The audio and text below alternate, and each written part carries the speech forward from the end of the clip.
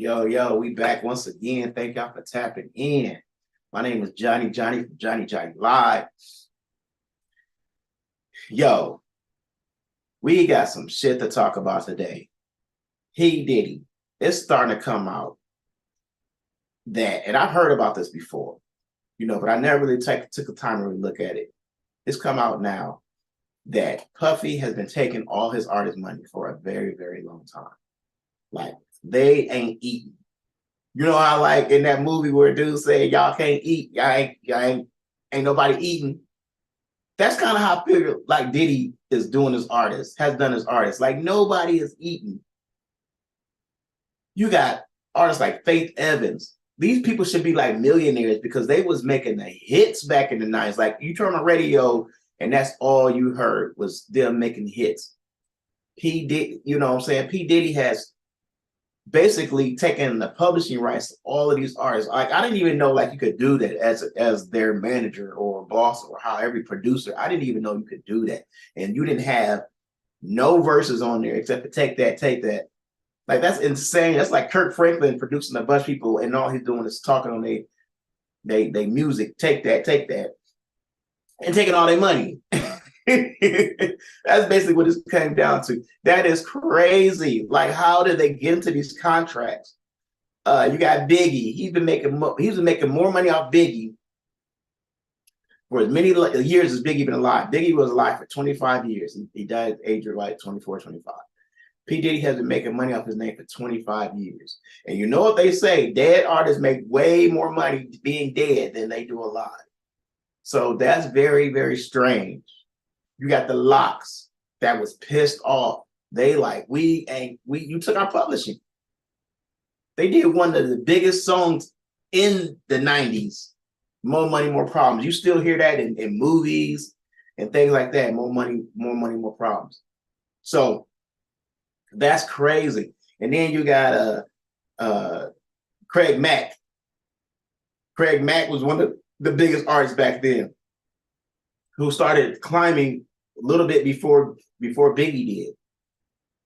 You know what I'm saying? With the East Coast type flavor rap. Like, Flavor in Your Ear was a banger, was a hit. Like, you couldn't go to no club without hearing that Flavor in Your Ear. The radio, I mean, they had it on lock.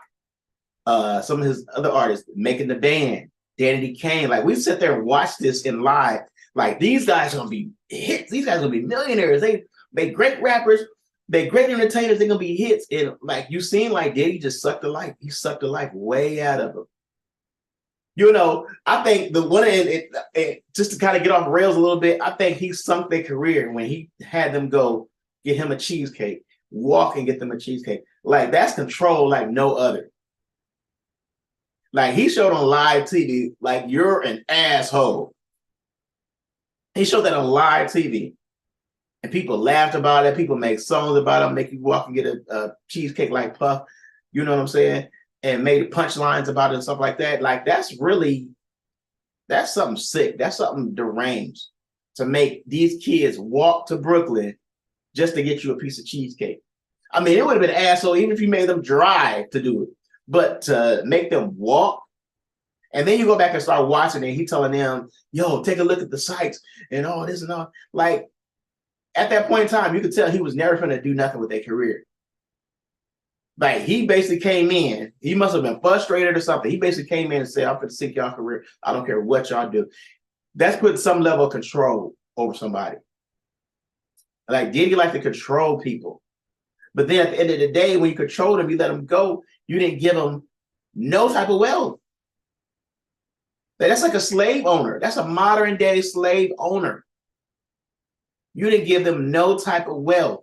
You basically took control, made them do exactly what you wanted them to do, embarrass them on live TV, and then leave them with no type of wealth. Not even a slither to try to get some wealth. You didn't put them onto the right path to get wealth. And that's what's the most damning part about it. You talk about Cassie. He had a 10-year album deal with Cassie. Now, if you go back and talk to like LL Cool J, who had a 10-year album deal, Prince, I think, had a 10-year or multiple album deal where they had to produce up to 10 albums to even get out of their contract. Like they'll tell you that's slavery. Like that's slavery because you have to produce these albums. You got to go on tour for 10 albums. Do you know how many songs that is? And then back then they was putting at least 12 to 15 songs on a CD. Now, you can release a bunch of garbage, but if you do that, that's going to sink your career even further. So when you do get out of your contract, ain't nobody going to want you because you done released a bunch of garbage and it ain't selling. So now you sink your career. So you're bound by that contract. And Cassie came out with one hit. The girl could barely sing.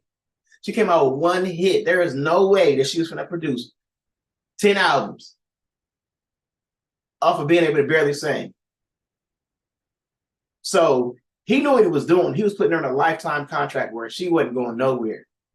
That is control, dangerous control. This man he's appearing to be a dangerous person. And it's on the surface, it's not hidden. If you peel back a few of the layers, you're going to see that this man is a dangerous man. So when you talk about all the things that he's being accused of doing, it makes you wonder. It makes you wonder. And we talked about in the last broadcast where him and Aaron Hall is being involved in some bullshit right now. Him and Aaron Hall have been accused of raping 2 women on the same night. Like, it's one thing to rape one woman. That's bad enough. But you being accused of raping 2 women on the same night. And then on top of that, you go back and beat her ass, choke her unconscious a few days later. Like, you've already gotten what you wanted. And then you go back and try to beat her ass. Like, this is a sick man, y'all. This is a sick man. Money shouldn't give you power to do that. And I don't understand how he's still free being able to rape somebody, 2 people, and he's still being free. That's insane.